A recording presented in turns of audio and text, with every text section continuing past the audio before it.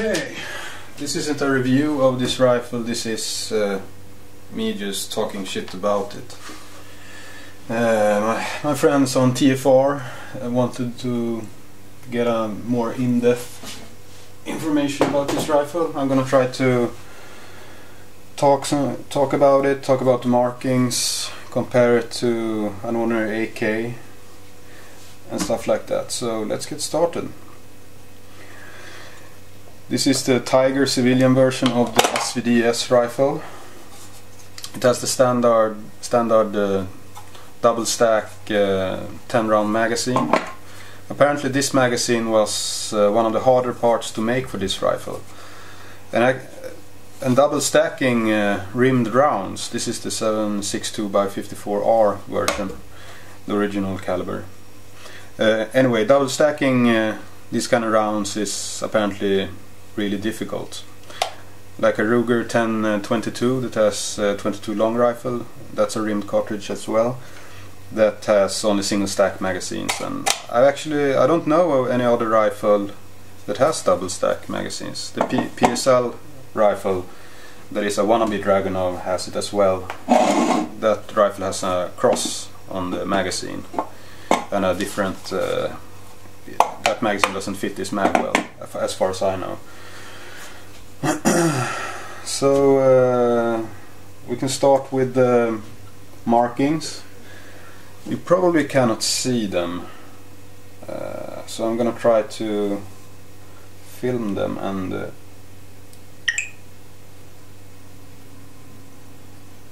cut in that video. Okay, this marking here here is a proof marking that it's approved. All the testing is approved, and this is the civilian marking. Here is the Ishmach logotype and made in Russia. This is Tigr in Russian. Since I bought it from Germany, it is stamped Civil Germany and the serial number. So those are the markings.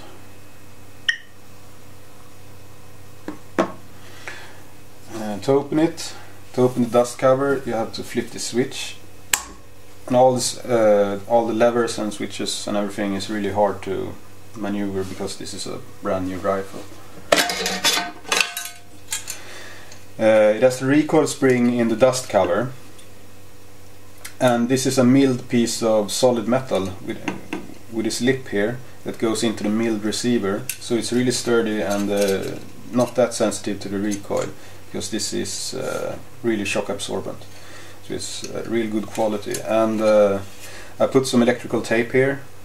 I don't know if you can see it, but the casings, when they're thrown out, bounces on the receiver and on the dust cover here, and I don't want to scratch up the finish, so I just put some electrical tape here. I might tidy this up a bit later because it looks like shit at the moment. Anyway, so to preserve some value, if I ever want to sell this, which I probably won't because Sweden will probably ban these rifles and I get to grandfather this one. Anyway, here we can see a big difference compared to the AK style rifles.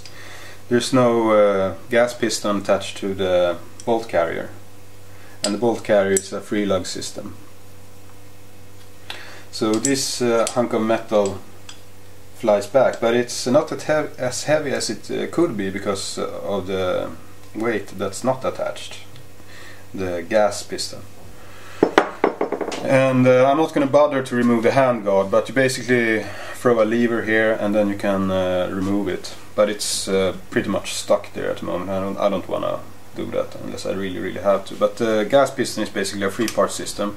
Here is a spring-loaded piece, and here's a longer piece, and here's the piston part, basically.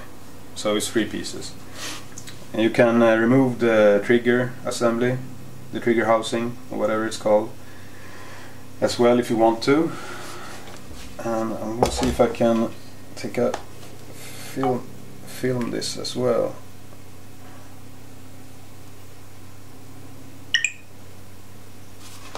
I hope this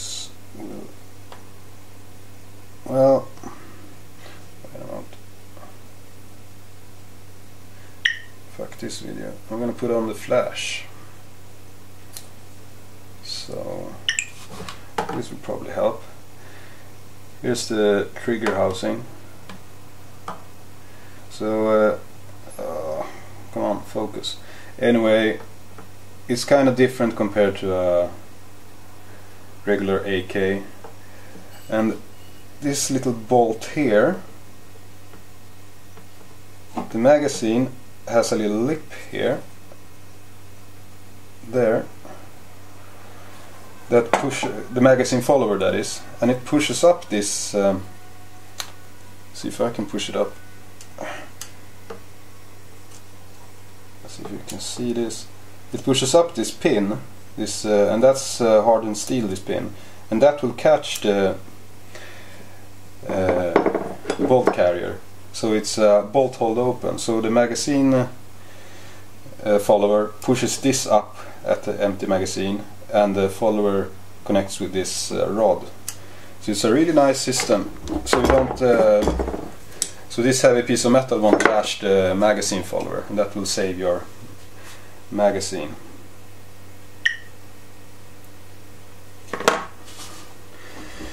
I have the POSP fixed 4 magnification scope on at the moment, but I have ordered the fixed 8 scope that I'm going to use instead, because this has a higher mount that's made for the AK receiver, and the AK receiver is a bit is higher, not by much, but a bit high. So there's 2 different sizes. We can compare the gas system here. This has the recoil spring there, and put it off safe. And as you can see, the piston is attached to the bolt carrier, and the bolt looks different as well. Well, this is blued, for example. Anyway, so if you compare a proper dragunov with a PSL rifle, the PSL rifle is basically a AK on steroids with a larger caliber, and the PSL rifle has a reinforced receiver here. But that's the difference. So it's not going to handle as well as the dragunov, because of the way it functions. Also, the dragunov has a semi-free floating barrel. It's semi-free floating because it won't disturb the barrel harmonics if you don't hold the handguard while shooting. This lightning cut here, when you put a bipod on the dragunov rifle, you put it here, clamp it like that. I don't have a bipod like that at the moment, but I have ordered one. It's on its way. Chinese copy in steel. So apparently it's supposed to be as good as the original ones from Russia. Well, we'll have to see about that. Anyway, it's like 5 times as cheap. So, but if you don't hold the handguard, you will not disturb the barrel harmonics. So the proper way to hold the rifle is against the magazine, if you're standing and shooting or anything. And since I have a long barrel, it's kind of awkward with the weight. Let's reassemble this thing. See if I can manage to do that.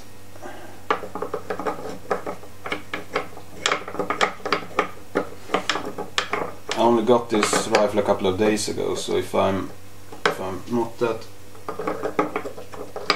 good at this, that's why. Let's see. I have to have the bolt in the correct place. There. Then you line up the spring in the hole in the bolt carrier.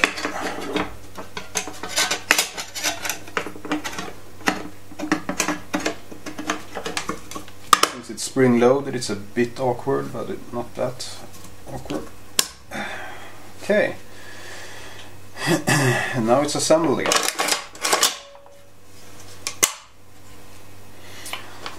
And that's basically how you do it. Unfortunately, due to stupid Swedish laws, I'm gonna have to engrave Sweden 2013 on the barrel or someplace. I'm gonna see if I can find some discreet place, probably here, I guess. I'm gonna do a laser engraving or something. Due to stupid laws, Sweden is good at making up stupid fucking laws regarding firearms. But that's about it. If I think of anything more, I'll probably do another video.